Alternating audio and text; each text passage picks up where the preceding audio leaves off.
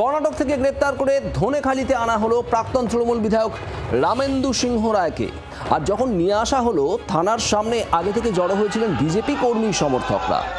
ধৃত প্রাক্তন তৃণমূল বিধায়ক রামেন্দু সিংহ রায়কে নিয়ে থানায় ঢোকার সময় তুমুল বিক্ষোভ। ছোড়া হলো ডিম, চোর চোর স্লোগান তুললেন বিক্ষোভকারীরা। ছোড়া হলো জুতোর মালাও। গত 11 জুন ধনেখালির কোটালপুরে তার বাড়ি লাগোয়া বিবেকানন্দ টিচার্স ট্রেনিং কলেজ থেকে সরকারি লোগো দেওয়া ত্রিপল, কম্বল, ডাস্টবিন সহ বিভিন্ন ত্রাণ সামগ্রী উদ্ধার হয়।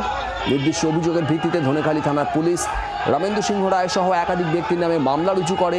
পাশাপাশি অস্ত্র আইনেও মামলা রুজু হয়। আর তারপরই পুলিশ সূত্রে জানা যায়, অভিযুক্ত প্রাক্তন তৃণমূল বিধায়ক ঘটনার পরের দিন থেকেই পলাতক ছিলেন। বিধান সরকার আমাদের প্রতিনিধি রয়েছেন বিধান। রামেন্দু সিংহ রায়কে ভিন রাজ্য থেকে গ্রেপ্তার করে নিয়ে আসা হয়েছে এবং তারপর ধনেখালিতে এই বিক্ষোভ।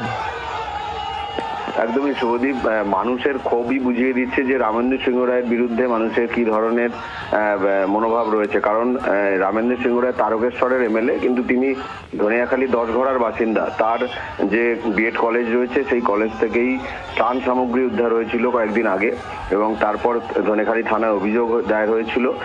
সেই অভিযোগ দায়ের হওয়ার পরই তিনি পলাতক ছিলেন, এলাকায় তাকে দেখা যাচ্ছিল না। পুলিশ তার খোঁজ চালাচ্ছিল এবং যেটা জানা যায় যে কর্ণাটক থেকে তাকে পুলিশ গ্রেপ্তার করে। হুগলি গ্রামীণ পুলিশের একটি স্পেশাল টিম তৈরি করে সেখানে অভিযান চালানো হয়। তার রামেন্দু সিংহ রায়ের এলাকার একজন সেখানে থাকতো এবং তার সুবাদেই সেখানে গিয়ে তিনি পৌঁছেছিলেন। সেখান থেকে তাকে গ্রেপ্তার করে পুলিশ গতকাল সন্ধ্যার পর নিয়ে আসে ধনেখালী থানা। এবং যেটা দেখা যায় যে থানার বাইরে প্রচুর মানুষ জড়ো হয়েছিলেন, সেখানে বিক্ষোভ দেখাচ্ছিলেন। রামেন্দু সিংহ রায়ের বিরুদ্ধে অস্ত্র আইনে মামলা দায়ের হয়েছে, বন্যার ত্রাণ চুরি করার অভিযোগ রয়েছে। এছাড়াও একাধিক অভিযোগ রয়েছে যখন বিরোধী বিজেপি কর্মীদের উপরে মিথ্যা মামলা দেওয়া থেকে শুরু করে মারধরের অভিযোগ। এবং এই কারণেই সেখানে দেখা যায় যে ব্যাপক বিক্ষোভ। এবং রামেন্দুকে যখন ভেতরে নিয়ে যাওয়া হচ্ছিল থানার ভেতরে, তখন বাইরে থেকে পুলিশ গেট বন্ধ করে দেয় এবং বাইরে থেকে মানুষজন কিন্তু ডিম ছুটতে শুরু করে এবং তাকে পুলিশ গার্ড করে থানার ভিতর ঢুকিয়ে দেয়। এবং আজকে যেটা জানা যাচ্ছে, চুচুড়া আদালতে তাকে পেশ করে পুলিশ তাকে রিমান্ডে নেবে এবং তাকে আরো জিজ্ঞাসাবাদ করবে। ধন্যবাদ বিধান।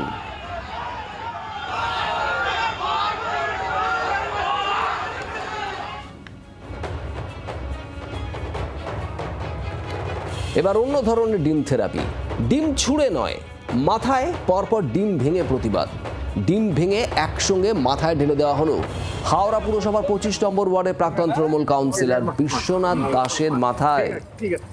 দেখছেন সেই ছবি। এই ছবি গত রাতে ঘটনার এই ছবি ভাইরাল হয়।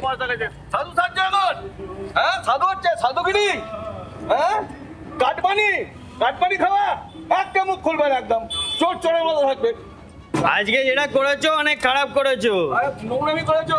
দেখে লোক দেখুক। ঠিক আছে ঠিক আছে, বাচ্চাদের পার্কটা বন্ধ করো না অন্তত। সব জায়গাতে পয়সা গেছে। সাধু সাহায্য এখন, সাধু হচ্ছে সাধুগিরি।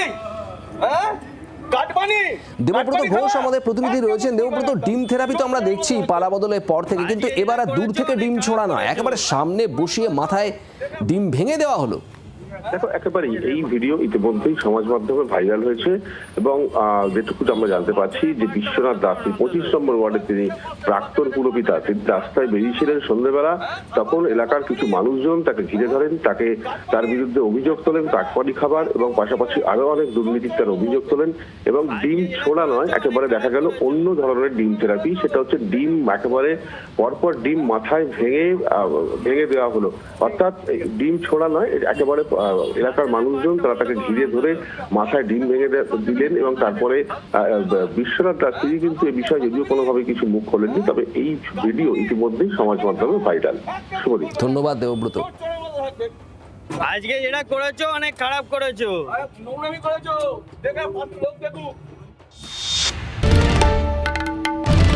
বাংলার আওয়াজ, বাঙালির আবেগ, জি 24 ঘন্টা।